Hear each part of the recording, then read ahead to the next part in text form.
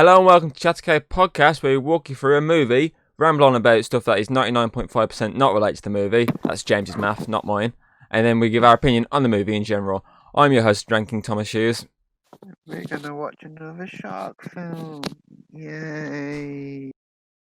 Woo. And this one, I also hate. Today we're discussing Deep Blue Sea 2, or should I say Deep Blue Sea, because it's the same fucking movie. Released directly to DVD in 2018 and serves as a standalone sequel to the original movie. But as I say, it's based on the original movie on a very small budget. Yeah, with just more sharks. That's it. Pretty much. More sharks and have a great white in disguise for the human. Just the same stuff. Pretty much. The movie was directed by Darren Scott, who was a director on both Tales from the Hood 2 and Tales from the Hood 3. That's basically a horror anthology movie for you, Hayden. I know. I heard. Oh, I didn't know if you heard those ones. I just thought I'd point it out to you. The movie stars Danielle Savu, I don't know how you pronounce that last bit of the name, from Boogeyman 2, Bring It On, All or Nothing, and TV shows such as Station 19 and Heroes. The movie also stars Rob Mays from TV shows such as Mistresses, Frequency, and The Client List. From what I can tell on his IMDb, he's just an actor who pretty much appears in one episode of a TV series, apart from those ones. He also had a cameo in Thor Ragnarok as an Asgardian warrior, apparently. Or person. I don't know. Never seen him before in my life. What we got? Lastly, the only actual name that I have seen in other things, Michael Beach from Aquaman, Insidious Chapter 2, Red Dawn, and TV shows such as The Rookie, SWAT, The 100, and Swamp Thing. He's literally the only person I know in this movie. The movie once again focuses on a pharmaceutical company that has stupidly genetically enhanced sharks, in this case the more deadly bull shark, which then begins to attack the humans one by one. It's just a remake. It's literally just a remake. Yep. And they just slapped 2 on the end of it and said, here you go, people. Here's a second movie. It's like fucking trying to... It's like they give you Deep Blue Sea and you just unmask it and it's Deep Blue Sea. Sorry, no, way around, it's Deep Blue Sea 2, then you unmask it like Scooby-Doo style and it's Deep Blue Sea underneath. What? How is this possible? Adding in the meme now. Damn it. Roll titles.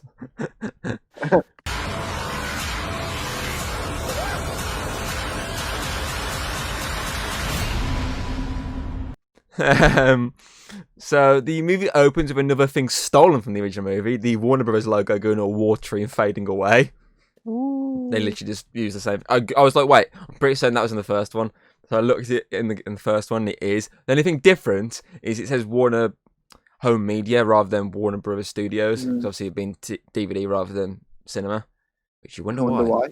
That was just like perfect time. Both of us had the same sort of mind sync of, I wonder why. We then jump to what looks like, I think it looks CGI. I don't know if it's the lighting, but it looks CGI ocean. I don't know if it's the lighting or if it actually was CGI, but for me, when it pans over, it looks CGI. It probably was CGI. I mean, yeah, like the big shots. Yeah, it looks CGI. It looked really rough. Before we cut into the water to get the title reveal, as well as a shark swimming past the screen. And from this opening segment, you can just see how bad it's going to be. Yeah. And nothing's even been said. All you've seen is a bit of ocean, a bit of stolen fading graphics, and a shark. You haven't seen much, and that you look at it and go, fuck me, I'm in for a ride. And not a good ride. Like the ride in the back of a white van, man. Is James protecting you in Doug again? I fucking wish he had. Then he would have stopped me from watching the movie. We then cut above water and we watch a boat, which according to the on-screen text is an illegal shark finning vessel called Nevu. Don't know how it doesn't actually say it out loud. Which is currently 8 miles off the coast of South Africa. Yes. We then cut down to the boat level as a man catches a shark and asks his friend to help pull it aboard. His friend grabs a boomstick and shoots the shark. so they can easily drag you up. But again, they struggle, so they grab a hook to hold it in position. So then they can take a machete and cut off the fin. What monsters! They deserve death. The two celebrate showing the audience the amount of fins they have cut, which I can count at least 14, but I think there's more. Mhm. The one then says, come take a selfie, because that's the dialogue we get. Yeah. And, they take the selfie, one with a fin in his mouth and one with the blade in the background in his mouth, because savages. We've got to get that on Instagram later. Obviously. A was stuff online. radio message then gets their attention as a male voice tells them to leave the area. The voice then fires a flare and tells them, if you see the yellow flare, you're in danger, fuck off. And the one's like, yeah, should we actually pull the lines in? But the one's like, no, we'll do this, we're carrying on. But then the boat starts rumbling, start falling around. Oh, what's going on? And the fin breaches the water, and in a move that's called knifing, I believe, if I remember correctly. Mhm. From my time playing Man-Eater, I remember a lot of these sort of minuscule details. They celebrate, obviously, that another shark has appeared before we see 5 more fins swimming as a pack. Again, they celebrate, so like, they're literally just feeding them, giving them to us. It's easy enough. They just come towards us, kill them, bish bash bosh, we've got fins. But the sharks hit the boat, send them into the water, then kill the one. The other tries to swim away. He gets killed, and his body sinks down. That's the intro. Beautiful. The only thing that's different to the first movie, pretty much. All they're missing was the wine falling in the water, and it would have been the match. But instead, we actually have blood. The man then arrives. His name is Trent Slater, played by Rob Mays. He calls for the 2 men from the boat before he sees the fins coming to him. But as they get close to the boat, he clicks this little small device he's got around his neck, and the sharks back off and allow him to drive away. And they follow him because this movie, they treat them like dogs. They follow signals. They're bull sharks, and it's like a bull dog. Like, wow, connection. Let's just do that like dogs. Well, they should just do a reference in a bit. Yeah. To which dog was it? Bulldog. Bulldog she referenced. Yeah. And she said they bite like a fucking bulldog and don't let go. Almost like that's the reference. Pretty much. We then cut to a woman diving underwater as we see the names of the cast of the movie, nobodies, while a song about the deep blue sea plays, and it's not the deepest bluest, my head is like a shark's fin. It's very like James Bond's kind of. Yeah, I'd say. It's like James Bond meets Blue Planet. Mm-hmm. But you actually do. Thing is, I do like you get some real wildlife shots, and then you see that very obvious CGI sharks, and you're like, yeah, bad CGI incoming. Because show off your bad CGI early. Why not? And then the title it zooms out, and we meet our great white shark in human skin. Exactly. Thing is that obviously it's what I was thinking about, and I was obviously watching it and writing it up. Obviously you give the fucking first one a little bit of benefit of doubt for the fact that obviously it was a 1999 movie. They probably spent all the budget on Sam Jackson. And yes, okay, this is a direct to DVD movie, but I don't think that's any excuse for bad CGI because there is some DVD, like straight to DVD movies that actually have good CGI. Yeah. Like, what is it the one I watched the other day? Dragonheart 3, which is like a prequel to the original Dragonheart of Sean Connery, which stars Ben Kingsley as Drago. And obviously he's CGI again because the dragon's always CGI. But I mean, it's actually not bad looking CGI for a straight to DVD prequel. And I was like, though this movie is like, average, not that entertaining at times, it still had decent CGI for this kind of thing. And then you look at this and you're like, what do they spend the money on? There's not like actors in this really. Did they spend it on the main, the guy, the pharmaceutical guy? Did they spend it all on him? Did you? It's basically like Sam Jackson of this movie. They spent all the money on one guy.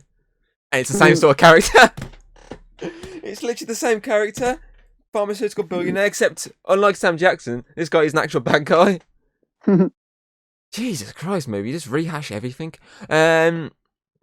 We then obviously, as you say, move away from the shots and we see the video. It's like a video presentation by Mr. Calhoun, Yeah. played by Daniel Saab. Our great white shark in human skin. As Hayden likes to call her. She gives a speech about great whites not being monsters like Hollywood claims to be, which, you know, is actually true. And most attacks are just a case of mistaken identity. That's very true facts. So, yeah, you got to give the movie credit for actually knowing their facts. Yeah, but that's what a great white shark in human skin would say. Just saying. That's what they would say. You stop blowing my mind. You're so right. My mind. Oh, I'm like the guy later when he takes the drugs and his mind starts going all Matrixy. Oh, it's like a meme all over again. Same time.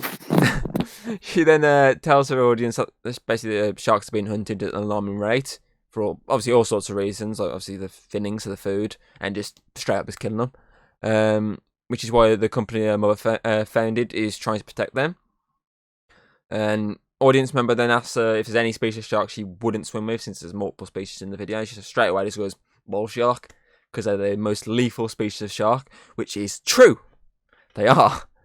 And unless you kept the megalodon on. Yeah, or like CGI sharks. They're usually more dangerous. Oh yeah, especially when they're flying out of tornadoes. Oh yeah, or ghost ones. Oh god, they're even worse. To be fair, I'd rather watch that movie than this. So it's even worse when you get a shark and you shove an octopus's ass on it. The worst. Then you get a. To be fair, I had more fun watching those movies than I did watching this. But then again, I was watching this by myself. But even then, I think if I watched this as a group, I think I'd still be like, no, but why? We'd have like gone off it. We would have gone. We would have tried to make it funny and just gave up like halfway through, going, "How the fuck we meant to make this funny?" They're not giving us any sort of options here. At least the first one had some comedy, even if it was bad writing at times. This one doesn't even have any. It has like one or two moments, and you're just like. I mean, I have to make up this entire story of her being a great white shark in disguise. Just to keep you entertained. Add some entertainment to it, for me. Exactly. Like, the entire time I imagined her, like, watching it on camera, she's transformed into a great white shark form and starts killing the bull shark herself. They all magically resurrect each other. Just think now. The character called Craig in this and he dies. I know, it's the only thing that happened. All you're missing is Alex James, the J word, and well, they kill you, the old you, so that counts. Yeah, that counts. Yeah, it's like the cleansing of the soul. There's like obviously a mysterious man watching from above. Cough, cough, not Craig. We then cut back to Trent, who's bringing the sharks back to a low-budget Aquatica. He's greeted by a long-haired bearded man who, you know, we find out later on his name. I won't say it now. You know, sure, why not? All five, obviously, he tells him that all five broke out this morning, and it's like, hey, that can't happen. It's like, it happened. Before we then cut to Mr. who is met by Craig Burns. Get the magic harp out. Yeah, who asks Mr. to consult on a project headed by Carl Durant. She is confused why they want her on this basically pharmaceutical project. And he's like, oh, you'll find out tomorrow. Here's $50,000. We'll fund you for the next 5 years if you just follow us. And he's like, we'll be, come tomorrow. The docks, see you there. And he just walks off and he's like, okay. Obviously, this was like a 5-minute scene, but I just summed it up in like 5 seconds. Money, funding, done.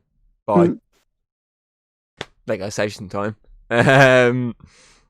We then cut to the underwater side of the facility where we meet Aaron Elroy, played by Nathan Lynn. Trent asks what's the most important role here, to which Aaron replies, don't piss into the wind, which is clearly a subtle nod to that one scene in the first movie. It's clearly a subtle nod to him when he's pissing in the wind. The second role is not to pull on Superman's cape because nerds. Obviously he gets a dirty look from Trent, who's like, he's like looking at him, he's like, no, just no. And he's like, oh, okay.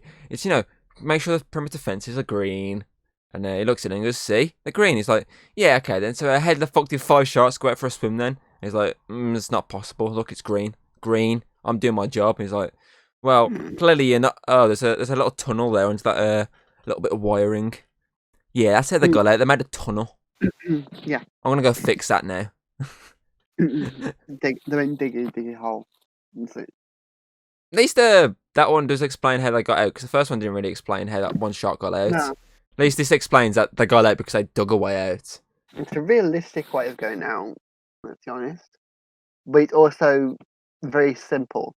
Like, how else would I fucking get out of there? Thing is, though, all I want to say though is obviously that metal fence, obviously that electric current thing. It's meant to obviously, as you saw it when you go near it, they sort of turn away. How the fuck did they get close enough to start digging? Because obviously when they got so far, surely it would have like pushed them back enough to get out. It's called, Tom, movie logic.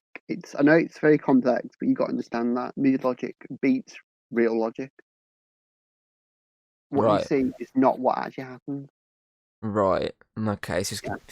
Okay. So that means Scooby-Doo 2 never happened. For that time once to look too CGI.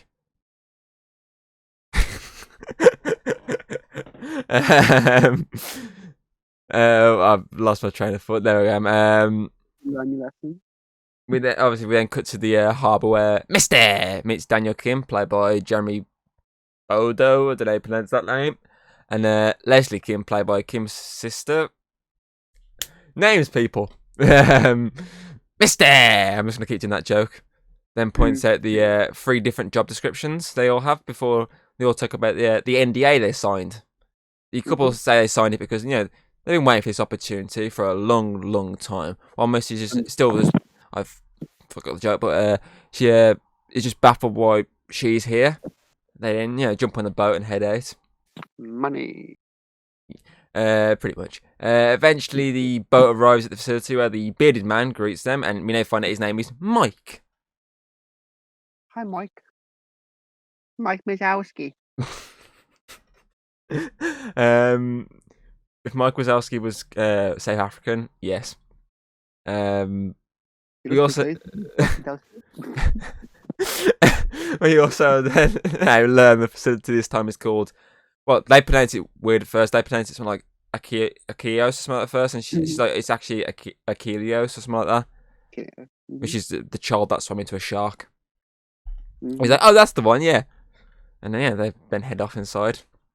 We then cut to Trent actually doing some work. He's doing some underwater maintenance. Stop the sharks getting out this little tunnel they dug. And Aaron then powers it up, creating a new electrical field from these cylinder things he's got before Trent surfaces. He then meets Mister and has to explain his underwater maintenance to her. I'm just going to get bored of that joke now, so I'm going to stop. Misty asks what they're trying to keep out, but Trent says, oh, it's not what we're trying to keep out. It's what we're trying to keep in. And then she looks out the little glass window I got, and she sees sharks. She's like, hey, those are bull sharks. He's like, yeah. We then meet Carl Durant in person, played by Michael Beach. He tells her they have 5 sharks, including Bella, which is a name you should try and remember there, because that's a big plot point for the second movie. Oh, yep. Misty gets angry and asks what they're doing with these sharks. Carl asks to finish his introductions to obviously everyone, but Misty's like, oh, okay, I'll do it for you.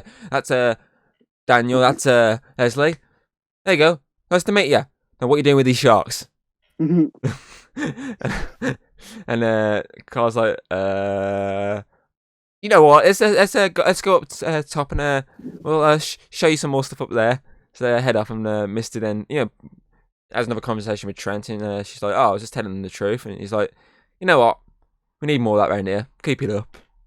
A bit of flirting going on, because they're just the exact same people from the first film, but not one of them's not English.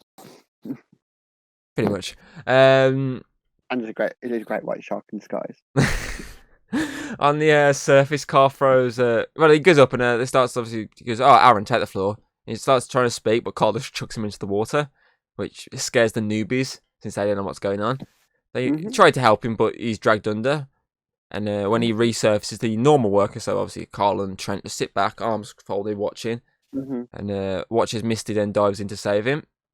She swims out and grabs him just as the fins surface, and they say swim back. Durant says, 5 more seconds, will be fine. And literally, just as the sharks out there, they click the little switch again, they back off. And obviously, they allow them to drag them out the water. And Aaron asks for a raise for being literally thrown into sharks.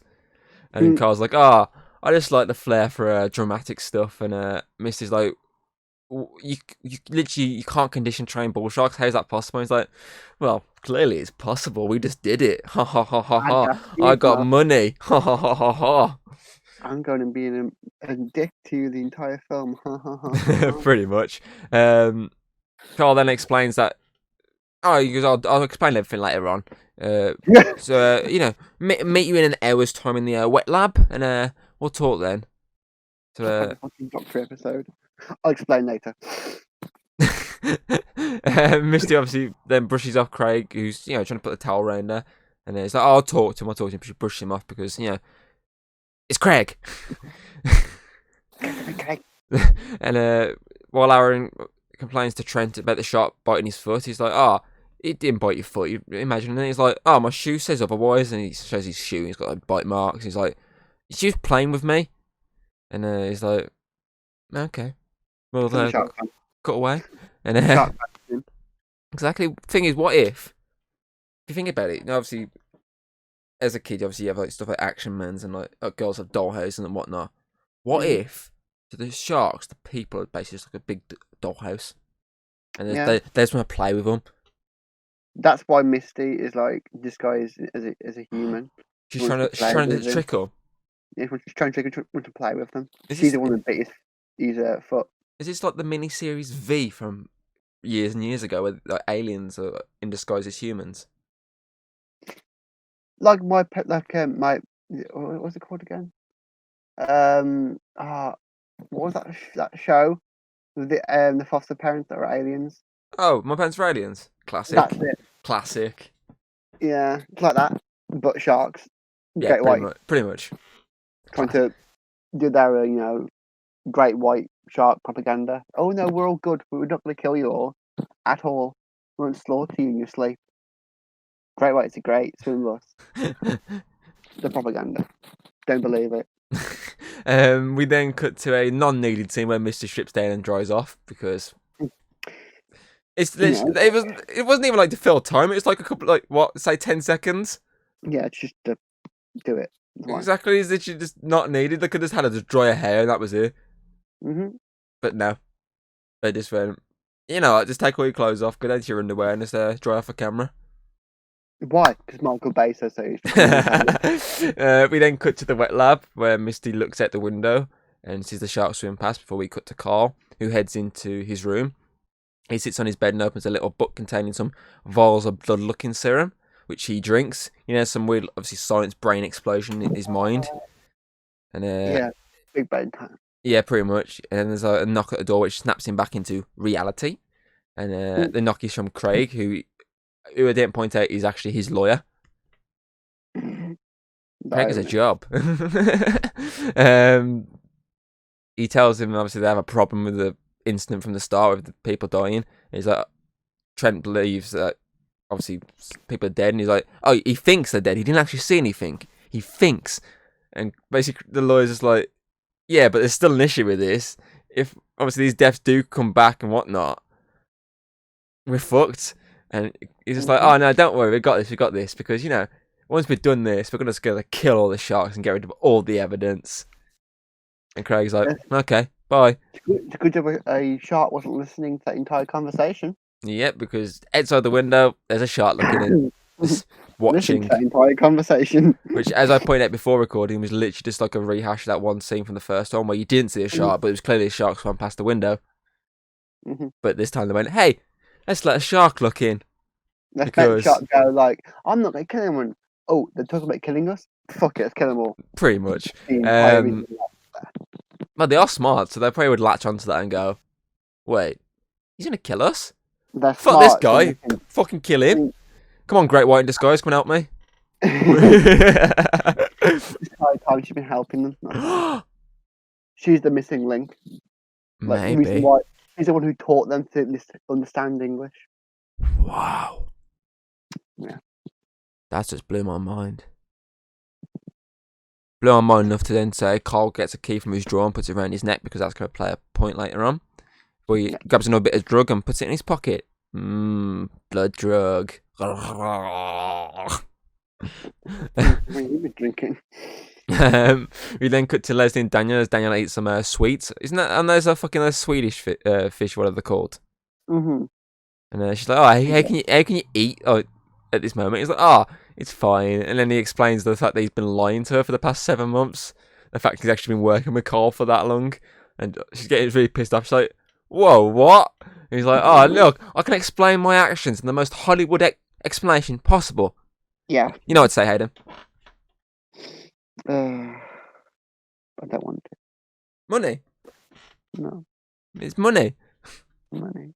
This is so boring. God, literally. The thing is, it actually drags like it takes. It's like not until like the last half hour before actually anything happens. Yeah. They spend like an hour just talking. At least the first one, it got into it quite early. Yeah, like the only entertainment I have is making up this entire story of the hidden Great White in skies, secretly here just to like create a Great White invasion. Once it like implants a Great White like eggs into the human, so that they all become Great White mutants, and then they all like revolt against the humans. And that's the reason. She's the missing link in how sharks are able to walk on land. See, one of the things with the first one as well, I think it's like like Sam Jackson, that who pretty much carried the movie, and at least when they spoke, he was entertained. Whereas you listen to all these pretty much like these people, you're just like, what the fuck are they on about? Who the fuck are they? At least they say you had Sam Jackson, Thomas Jane. I know them are, and they're enjoyable actors.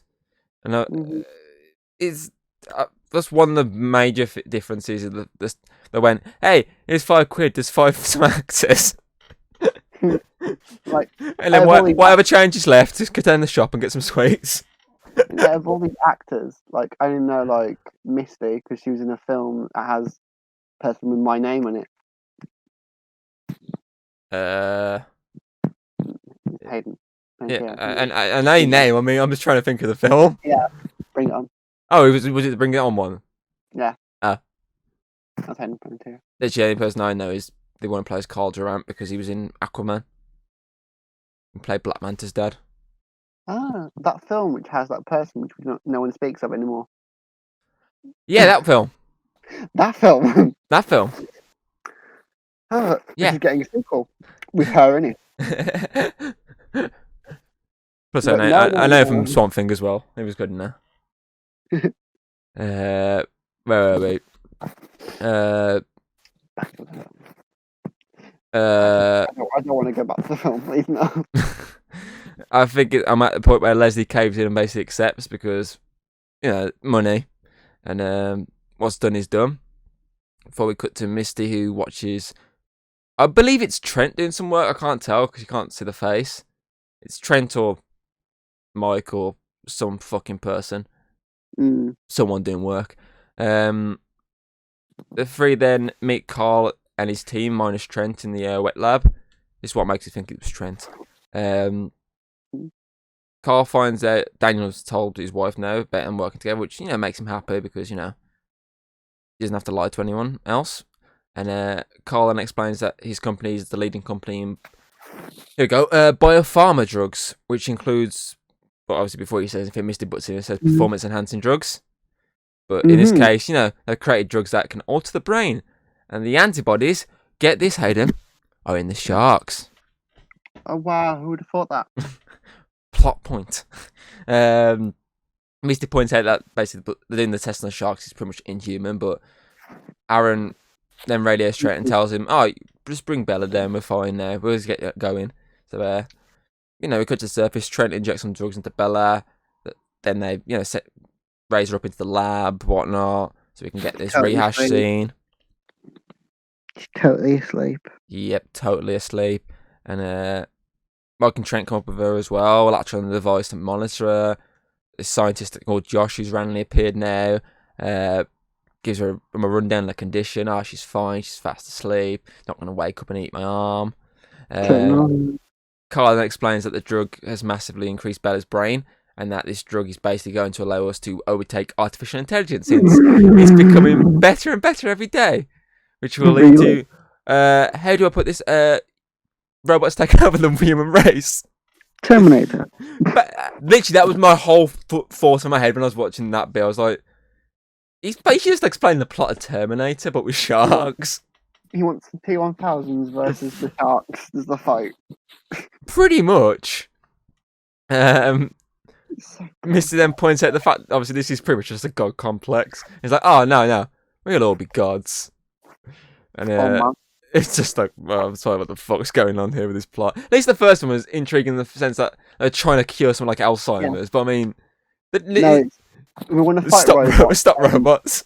Turns out man is actually the bad person the entire time. Dun, dun, dun, dun. We then see some, obviously, rope snapping on the surface before Misty confronts Josh about Carla's, well as if, there's any negative side effects to these shark tests, which Josh explains that Bella can see better now and that she can communicate with the others, pretty much like wolves. And Misty's really surprised, like, really? Before Carl comes over and is like, what are you two talking about over here? And, drugs. We then see the ropes that snap were linked to a boat at top, and we watch these sharks move the boat and crash it into the electrical and fuel station. Because put electrics and fuel right next to each other, you morons. Not gonna fuck up. Mrs. then questions why she's here. Carl says Bella has been acting weird, and it's not the drugs. So, I need you to find out what's going on. And Mrs. is like, oh, she's pregnant. And, the drugs have been hiding it for all this time from the scans and whatnot. They're like, oh. That's how it works. Yeah. Drugs will hide a living creature in your fucking womb. Oh, well, not just one living creature. Oh, loads, but you know what I mean. Shark. I hate this film. Aaron then calls Trent as there is a malfunction in the electrics, so he goes off to check it out, while Misty just throws more non-subtle abuse. She mocks at Carl about him not concentrating on the sharks since he was too busy patting himself on the back. And he accepts this option before we see Trent come to the surface and see the damage the sharks have done. He clicks his device to call them, but no response, so he runs back into the facility and locks himself in the room with them as the shark starts pounding the side of the facility. We then have him explain to Aaron what the hell's going on, while Josh examines Bella. He opens her mouth, pries it open with some block thing, and puts his hand in there because that's safe. And with everyone watching, she wakes up, forcing him to pull his hand out and jump out of the water. Mike then stupidly drops her back into the water, and when Carl confronts Josh, he only cares about Bella's safety. And he's like, fucking shark. Yeah, he's like, oh, is the shark okay? He's like, oh yeah, thanks for asking, I'm fine as well. And obviously, we then see a noise get Leslie's attention before we cut to Craig typing up his concerns with Matthew McConaughey style narration. I think Durant's got his way. Captain's log. Stardate 2596. The shark is killing us all. And you then see the electrics finally spark the fuel up and cause a massive explosion, sending everyone falling to the ground, including Craig on his laptop. Oh no, he never liked how he found out that Misty was a great white shark the entire time. Misty questions the fence is being down, but Aaron says it's only partially down, it's not all the way down. But then she points out that Bella is separate from her pack, which is very concerning. We then cut to Craig, who's making his way through the slightly leaky facility. It's not fully leaking, it's just slightly leaking. The group then watches Bella takes out all the cameras. Again, a rehash of the first one. Before one of the sharks slams into the side of the facility and actually causes a major flood, which knocks Craig down, sends him flying down the corridor in this, LL Cool J style. Aaron then points out the hull is breached, so Trent tells him to release the pressure on the wet pool so he doesn't explode. Down a rehash of the first film's incidents, because that's definitely what we're not going to happen. Missy then points out a corridor is flooding, while Mike says that the wet pool is bubbling. Basically, that's another issue we need to deal with. The group then watches a very badly looking CGI corpse of Craig floats by the door as he is being killed by the sharks. But the bite patterns concern Misty as she's never seen anything like it. The group then realise the sharks are in hunting mode. Oh god, put your lights out, don't talk, they're in hunt mode. Kill me. Which is why they aren't leaving. They want to kill them all. Carl then questions if the sharks are in the lagoon, who killed Craig. He then asks Aaron to back up the data of all his research, but the network's down, so they can't. Misty then realises Bella gave birth, which happened when they dropped her into the wet pool, because obviously how she hit the water, Totally. she gave birth. And the babies are what killed Craig. Jen explains that it's basically really bad now, before we see the baby sharks swimming. Oh god, they look bad. Awful. We then see more tension rising after the Kims have a heart-to-heart, and Carl complains at them for not being calm. Aaron then goes crazy when the sharks won't leave, and basically they're all fucked. Daniel asks about a phone, but it only works on the surface because that's where they pull it, which results in Aaron confronting Carl, adding some more tension between him, and leads to him saying, "You know what? I quit." Again, another line stolen from the first movie at the end. Mm-hmm. They then come up with a plan for one of us, basically to use the wet pool to head up, get the boat, get the sat phone, save everyone, yada yada. 3 people put their names forward: Trent, Mike, and Misty. Mike complains that Trent is needed. Trent complains that Misty shouldn't risk her life. But as they're arguing, Mike's already in the water, explaining that due to him being South African, he's built for this crazy stuff, and the sharks can suck his ass. Yes, they will. Because that's dialogue they need. He then dives under, and the others watch for the glass as he swims past, and he's useless because the shark knocks him out instantly. I got this, guys. I could be a hero. I'm unconscious. And as they watch, Trent secretly dives in and rescues him.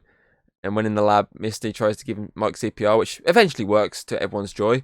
Mike Mike then asks what happened, which is obviously explained to him by Aaron. Mike then reminds them that the shark can kiss his ass, but as he does bend down to grab his gear from the water, a shark breaches and eats his head. Just like Sam Jackson. Because he needed the fucking stuff out of the water. No, they didn't. Obviously, everyone's screaming. Mike's body falls in the water. Yada yada. Blood. Misty then asks for any weapons so they can stop the sharks from escaping. Since they're basically no longer sharks, they're just straight up killing machines. Carl's like a shark. Pretty much. Carl's trying to explain that. Oh, don't use weapons. You care about the sharks. You're trying to save them. Don't kill them. You know, plus drugs and money. But you know, save the sharks and the drugs and money. Aaron jumps into the argument and backs up Misty and Trent due to Mike's death.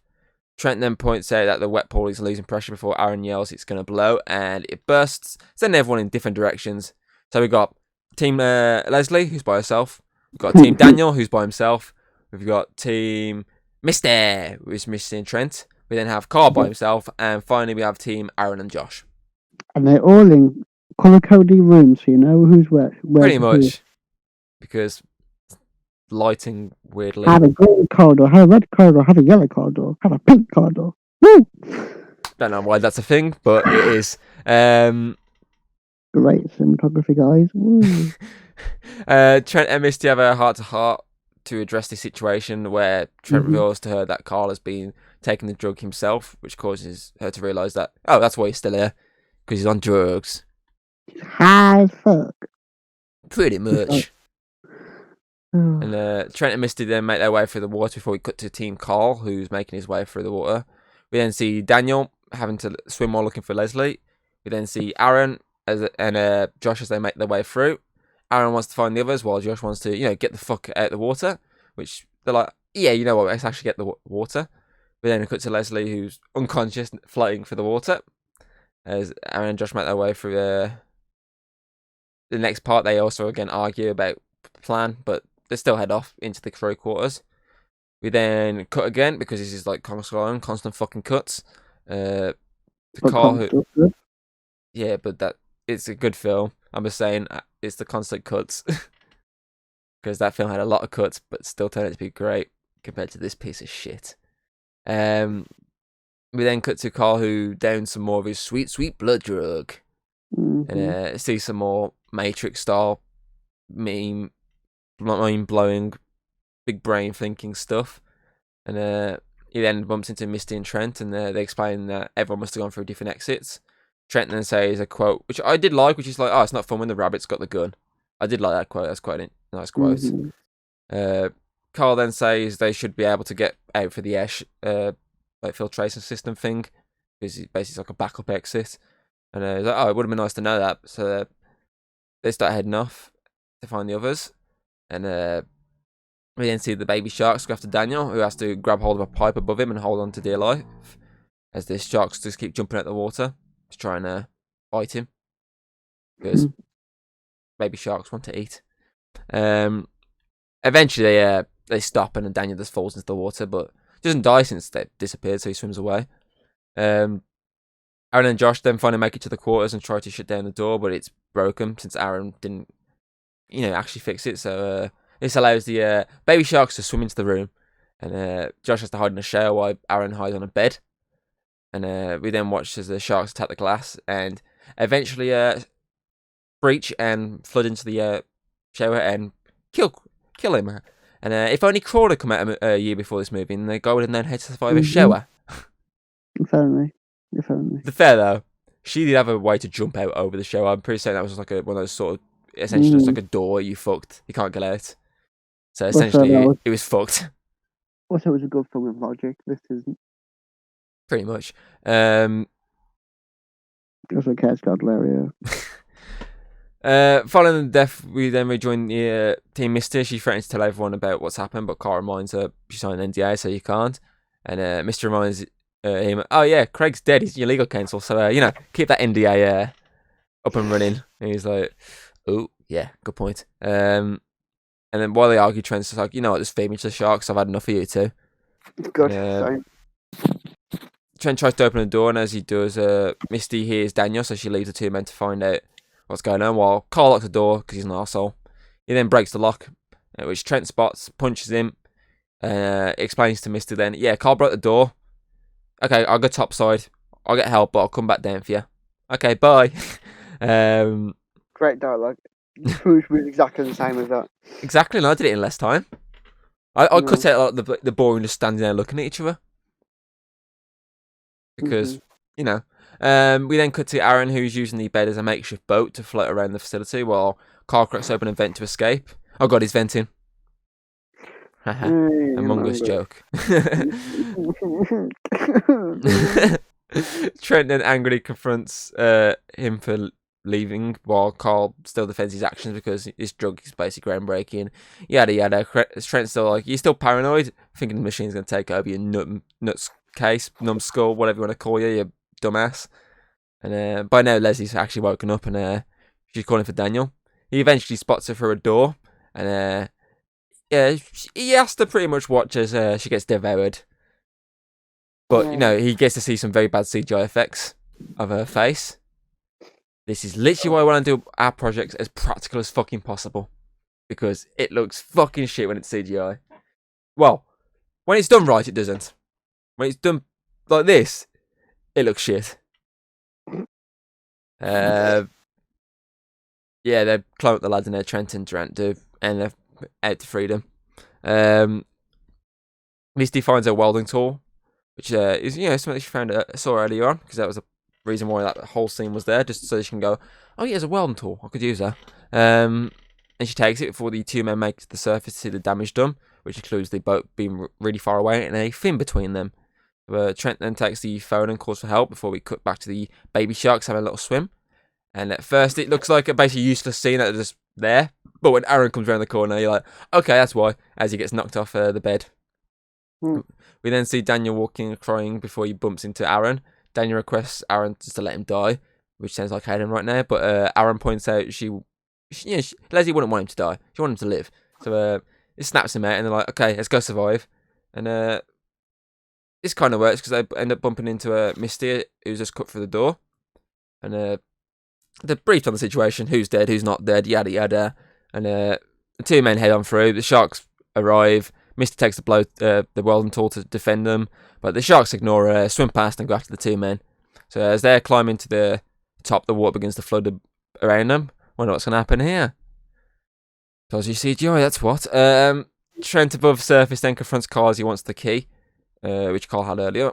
And Carl refuses, but Trent's like, okay, I'll throw you into the sharks if you don't.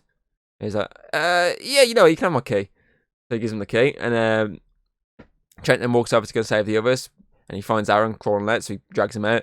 But when they drag Daniel out, he's missing the lower half of his body due to goddamn awful CGI.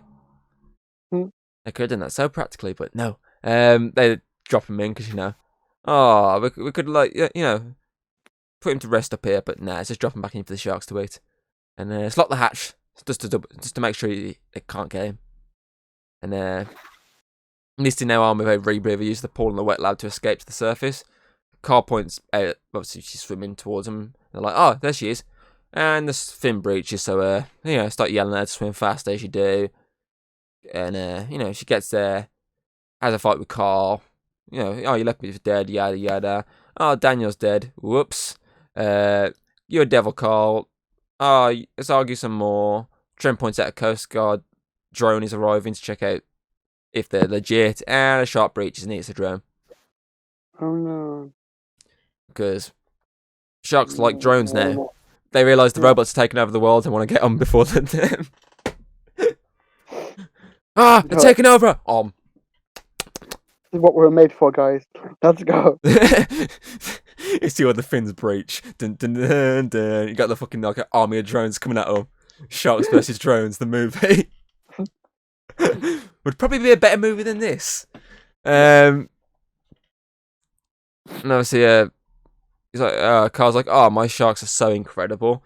And he's like, well, then make sure they write that in your tombstone, then, asshole. And then they realise the platform's breaking below them. Because, they got to get to the boat, push the plot ahead. They all dive in the water. They're swimming, yada, yada. Aaron goes under. They all stop. Shark then breaches, goes after Carl, who dives into the water and roars at them. Because he's like an alpha now. Sorry, quote unquote alpha, because as he says, I'm Bella's master. Bella just comes up from underneath him and just eats him. Very similar to Janice's death from the first one. Because she died from the shark underneath her. But that looked a lot better than this. Because it was done a bit more practically than this. The two then obviously climb into the boat and Misty complains Aaron's gone because of her, but Trent's like, oh, you tried to save him. That's all that matters. And what isn't fine though is the boat not starting. And as they're trying to start, the shark fin heads towards them.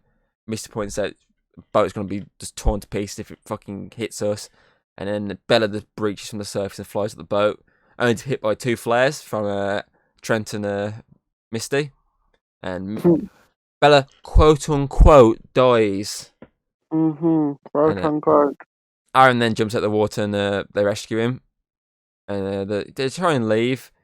While Aaron's talking about the fact that they just let me go. And Trent's just like, they don't like the taste of nerd. But do you like the taste of shoes apparently? Because his shoes missing. Yep. And obviously then as they get to leave, Misty's like, no, we can't just leave. We need to kill the sharks before they get anyway. And Trent's like, I've got you covered. And takes his key, opens this little hatch on the boat, pulls out this little device, puts his key in, and goes, oh, watch this. It's Carl's paranoid way of getting rid of the sharks. And the facility goes boom, boom. But we then cut to 3 weeks later on a beach where a couple go surfing, but under the depth we see Bella and her sharks aren't dead. And the screams of the woman end the film, which clearly means more deaths, but we don't see them. And that's the fucking movie. And I also got really bored towards the end, and I fucking sped through it and just gave brief moments. I was like, no, I'm done. I'm just getting through it as quick as I can. So just get this overalls and get this done with. Please. So overall for me, this movie sucks ass. No pun intended. It's somewhere between Jaws Revenge and Jaws 3D, more towards Jaws Revenge. Because at least Jaws 3D had more actors that had been in other stuff before. And it was an 80s movie, so you can explain the bad 3D effects. Though I always wanted a sequel to the first movie, I did not want this. I didn't want this basically just remake of the first movie with a couple of things changed. The acting is very mediocre to shit, which is expected since, as I said, apart from the one who plays Carl Durant, I know no one in this movie. The CGI is dreadful. There's a couple of moments that you're like, it's not too bad. And then you look at the rest and go, oh no, actually I changed my mind. It's all bad. The character literally just remakes of the first one. You've literally got the pharmaceutical money guy, the woman who knows about sharks, the shark hunter, the nerd, etc., etc., etc. Yeah. You can't really say much about the story because they literally just remade the first story, but with drugs and robots. Does that sum the plot up? Drugs and Robots. Yeah. My one thumbs up is the fact they use bull sharks as they're my favourite shark species. But I'm then going to give them the thumbs back down because they actually stole my idea. So, okay, Hayden. I'm going back like college before this movie came out. I was like writing a story as sort of homage to the first Deep Blue Sea with a lot of changes, obviously, so don't get done for it. And the main shark species was bull shark, because, as I said, my favourite shark species. And then, literally I'd say about a year after I came out with this story, they made this. So, out of spite, it's a thumbs down again. But I'm still going to make the story because I'm going to want it to be better than this piece of crap. And I don't know what else to say other than this movie is just pure bad. 19 years after the original, I might add. 19 years it comes for them to make this movie. And this is the best they could do. Boo movie, boo. And so that, you know what, I give Deep Blue Sea 2, no pun intended here, Hayden, a 2 out of 10. And thank God for the third movie because it's actually good. I think I can sum up my overview in 2 words. You're going to put pile of dog shit on my doorstep and light it on fire? It's shit. There we go. That's my review. It's shit. Done. My I would put it out of 10. I would say I'm gonna go for 0 out of 10 because it doesn't even have Michael Caine to like add to it. He doesn't get points from Michael Caine, which makes it a 0 to 0 out of 10. Wow.